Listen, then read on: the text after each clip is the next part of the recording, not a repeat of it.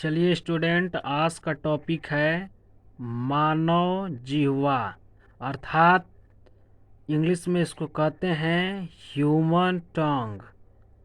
आज हम लोगों को पढ़ना है। तो मानव जिह्वा क्या होता है?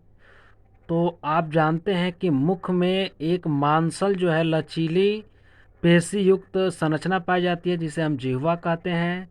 जैसे मैं आपको दिखाने की कोशिश कर रहा हूँ, तो आप लोग यहाँ पे देख पा रहे हैं कि ये मानव जिह्वा है।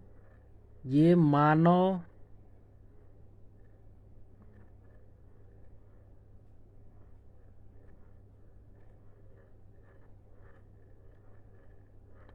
जिह्वा है ये। तो आप लोग वीडियो के अंत तक बने रहिए।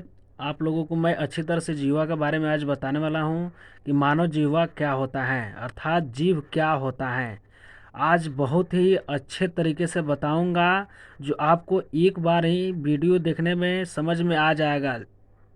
पर वीडियो आपको पूरा देखना होगा, तभी आपको अच्छी तरह से समझ में आएगा कि मानव जिह्वा क्या होता है। तो वीडियो शुरू करने से पहले मैं आप सबसे आग्रह करता हूं कि जो हमारे चैनल को सब्सक्राइब नहीं किया है, सब्सक्राइब कर लें, ताकि आने वाला वीडियो आपको अगला आसानी से मिल सके। तो चलिए वीडियो को शुरू करते हैं हम लोग।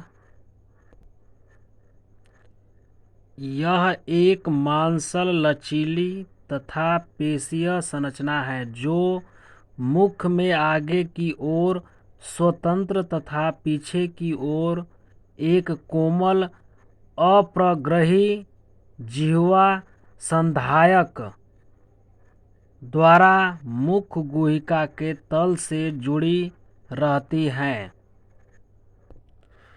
तो ये है मानव जिह्वा। देख पा रहे हैं आप लोग यहाँ पे कि ये मानव जिह्वा है। यह एक मांसल लचीली पेशीय संरचना होती हैं जो मुख में आगे की ओर स्वतंत्र, पीछे की ओर, देखिए आगे की ओर स्वतंत्र होती है और पीछे की ओर जो है जुड़ा हुआ पाया जाता है। तो किससे जुड़ा होता है? एक कोमल भाग होता है। पीछे वाला जो भाग होता है, इसको हम कहते हैं अप्रग्रही। इसको हम पीछे वाले भाग को कहते हैं अप्रग्रही। अप्रग्रही जिह्वा संधायक। जिह्वा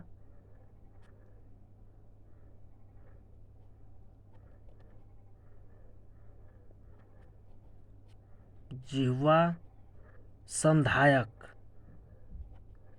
संधायक यानी कि लिंगियों द्वारा ये जुड़ा रहता है। यहाँ पे अप्रग्रही भाग जो है जिह्वा संधायक द्वारा एक भाग होता है, जिसको कहते हैं ये कोमल होता है, यहीं जुड़ा हुआ पाया जाता है ये जिह्वा। और मुख जो जो द्वार होता है, जैसे मान लीजिए कि जो जो अंदर की जो मुख गुहिका होती है, और ये तो आगे वाला भाग है, ये पीछे वाला भाग है। जो मुख गुहिका होती है उसके तल से जो है जुड़ा हुआ पाया जाता है, यहाँ पे जुड़ा हुआ पाया जाता है। ये वाला भाग पीछे के भाग एक कोमल भाग से जुड़ा हुआ पाया जाता है। तो इस भाग को हम क्या कहते हैं? तो अप्रग्रही जिह्वा संधायक कहा जाता है। तो मैं आपको एक और फिगर के माध्यम से दिखाना चाहता हूँ, जरा इसको देखिए। यहाँ देखिए मनुष्य का एक भाग जो मुख गुहा है, जो आपको यहाँ पे दिखाई दे रहा है, मुख है जो मुख खुला हुआ है। आपको यहाँ देख पा रहे हैं कि मुख खुला हुआ है, यहाँ पे सारा संरचना आपको दिखाई दे रहा होगा। यहाँ पे यहाँ देखिए ये जिह्वा जो है, यहाँ पर ये वाला भाग पकड़ा हुआ पाया जाता है। देखिए ये वाला, इस भाग को ही हम कहते हैं जिह्वा संधायक। इस भाग को हम जिह्वा संधायक कहते हैं, और मुख गुहिका का तल से यहाँ पे जुड़ा हुआ पाया जाता है, ये जिह्वा है। तो इस तरह से यहाँ पे जिह्वा जुड़ा हुआ पाया जा रहा है। आप यहाँ पे देख पा रहे हैं कि ये मानव का जो है मुख गुहिका है, तो मुख गुहिका में जिह्वा उपस्थित है।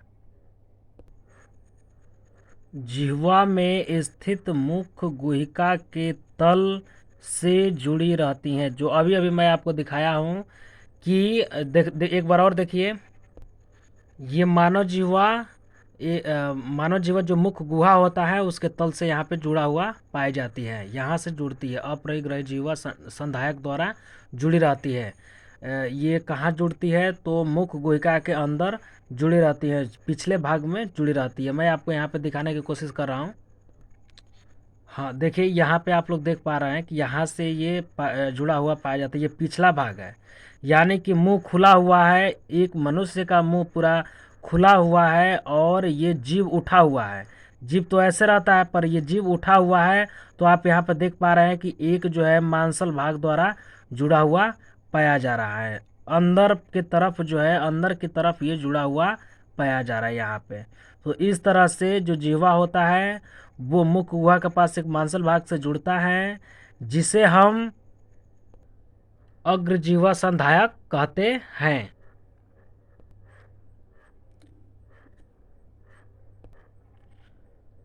जिह्वा में स्थित श्लेष्म झिल्ली यानी कि म्यूकस मेम्ब्रेन श्लेष्म का श्रावण करती है, जो जिह्वा को गीला रखती हैं। जिह्वा में होने वाली सभी गतियाँ जिह्वा में स्थित अंतःप्रस्थ पेशियाँ यानी कि रेखित पेशियाँ, अंदर की तरफ रेखित पेशियाँ तथा बाह्य रेखित पेशियों के कारण होती हैं। तो जिह्वा में एक श्लेष्मिक झिल्ली पाया जाता है, नीचे की तरफ पाया जाता है, जो श्लेष्म का श्रावण करता रहता है, यानी कि तरल पदार्थ का श्रावण करता है, जो जिह्वा को गीला रखती है। और जिह्वा में होने वाली गतियाँ यानी कि इधर उधर जो हिलती डुलती है वो उसी के कारण हिलती डुलती है। हाँ, तो यदि जिह्वा अगर हिलती डुलती है तो वो कारण होता है कि इसमें एक प्रकार का पेशी पाया जाता है, अंतः अंतस्थ पेशी रेखित रेखित पेशियाँ पाई जाती हैं। अंदर की तरफ वो पाई जाती है, वो स्थित होती है, और बाह्य की तरफ रेखित पेशियाँ के कारण होता है। यानी कि रेखित पेशियाँ बाहर पाया जाता है और अंदर की तरफ जो है रेखित पेशियाँ पाई जाती हैं।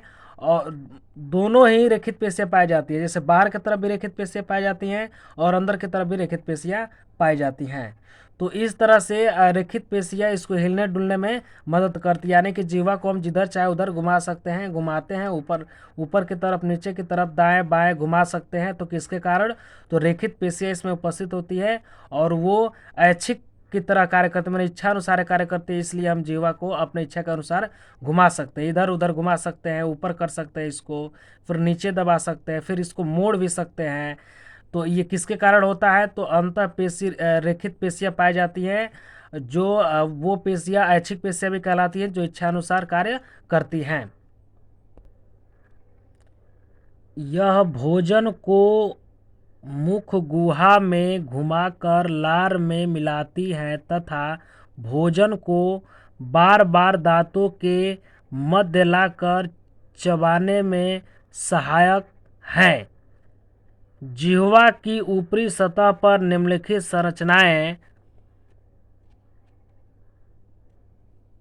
पाई जाती हैं।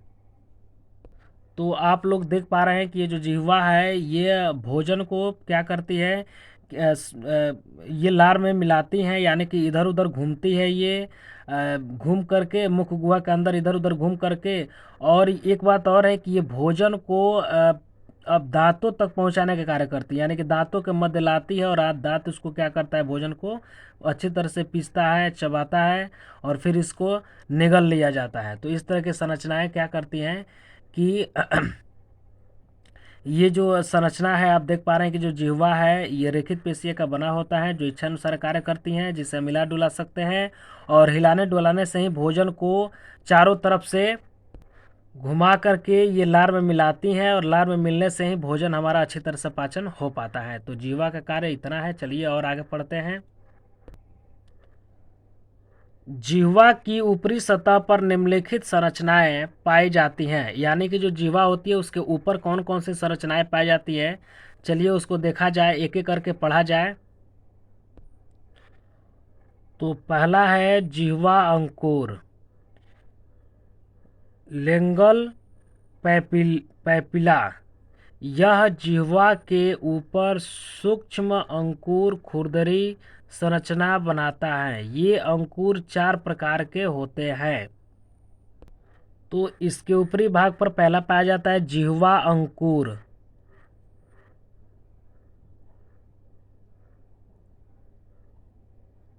जिह्वा अंकुर उपस्थित होता है। यानी कि ये उभार जैसा बिंदु बिंदु जो आपको संरचना दिखाई दे रहा है, यही जिह्वा अंकुर है। ये अंकुर निम्न प्रकार के होते हैं। चलिए एक एक करके पढ़ा जाए, ये अंकुर का कार्य क्या है।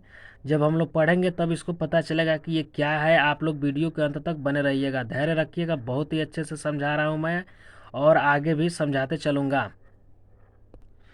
तो आप यहाँ पे देख पा रहे हैं कि जो जिह्वा का जो ऊपरी भाग है, ऊपरी भाग पे अंकुर पाए जाते हैं। सूक्ष्म अंकुर खुरदरी जो संरचना बनाता है, बिंदु बिंदु करके दिखाई देता है, उसमें जो उभार होते हैं।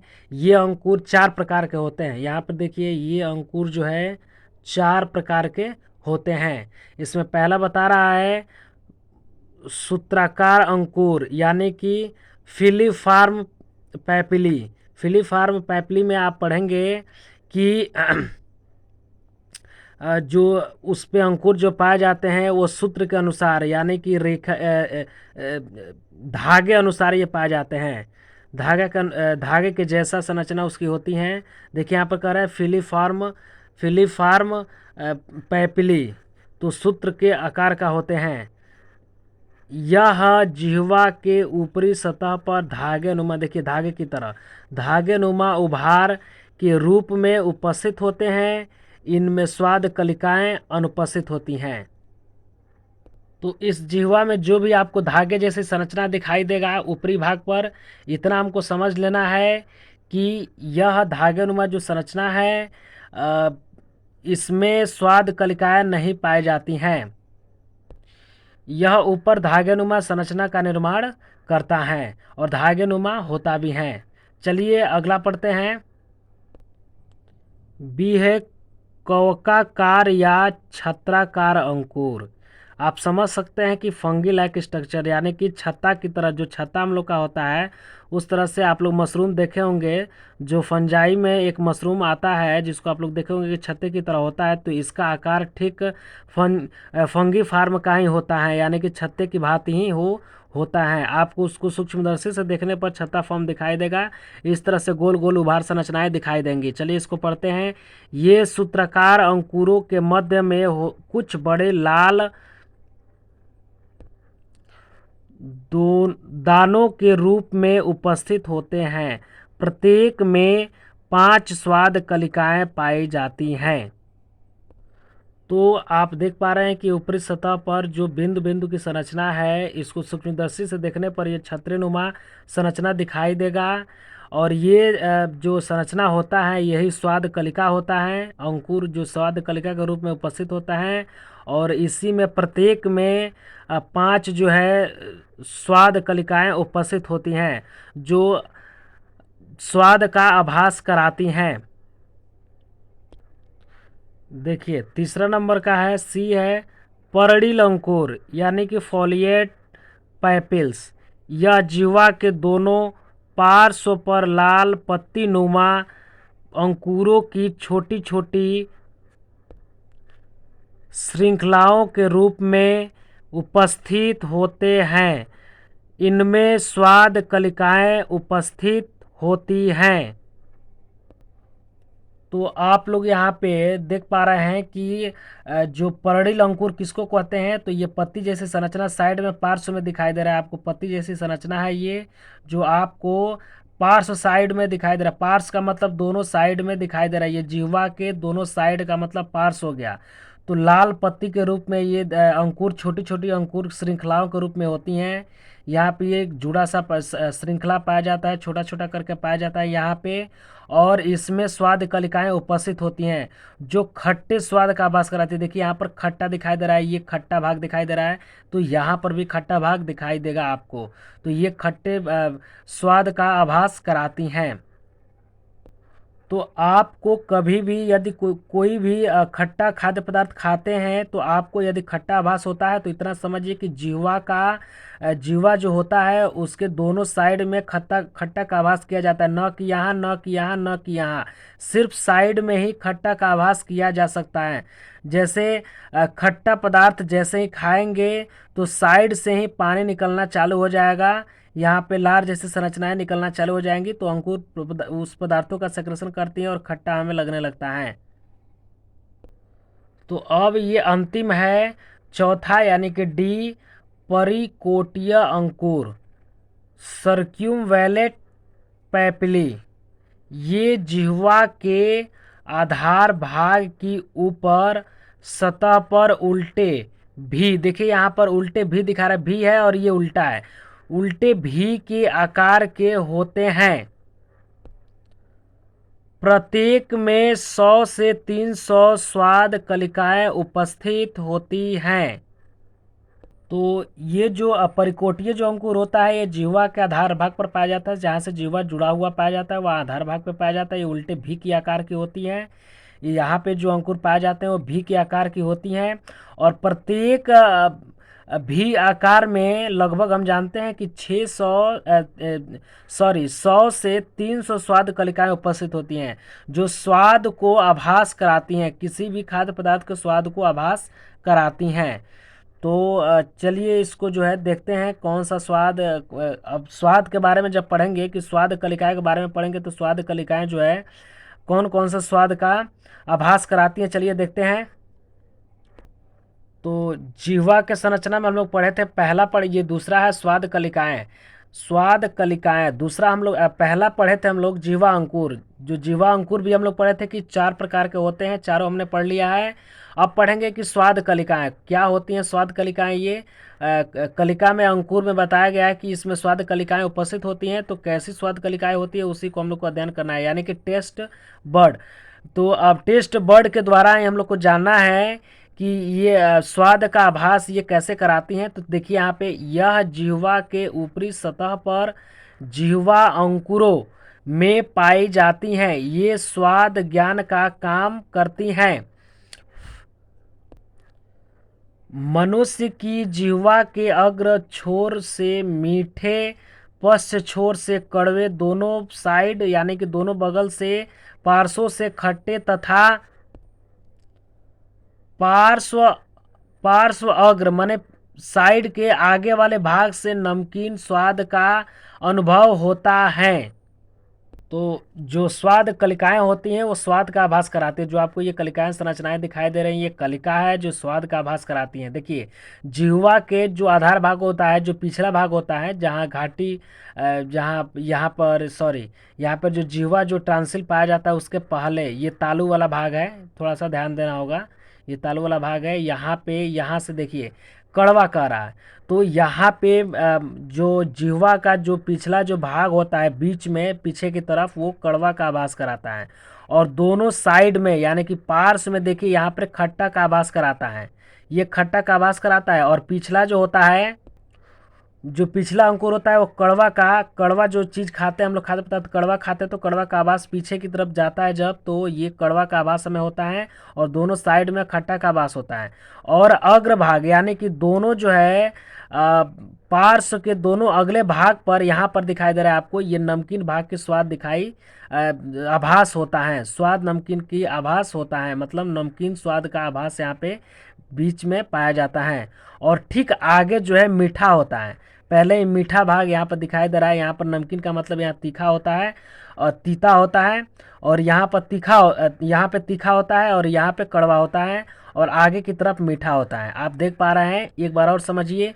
जिह्वा के पिछले भाग पे कड़वा का स्वाद मिलता है, दोनों साइड में खट्टा का स्वाद मिलता है, तथा दोनों साइड के अग्र भाग पर नमकीन या तीता का स्वाद मिलता है, तीखा का स्वाद मिलता है।